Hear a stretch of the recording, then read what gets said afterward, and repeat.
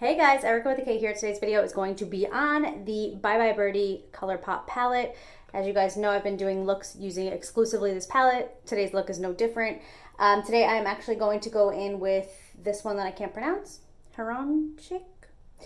The Fly By Night, we have Boo Bird in here, we have Finch, and we also have Nesting and Ariel. I don't know why I felt like I needed to say which ones I'm using. You'll see in the video. And also I don't know how to read good, so. Oh, I also used Amuse Me. Just kind of top it off. You don't have to use that. That is completely optional. So let's get into this video. As always, if you added lashes to this look, it would really pop. But I'm going to work, so I'm not going to add lashes. But maybe one day I will add lashes to my look. All right, I'll see you guys at the end of this video.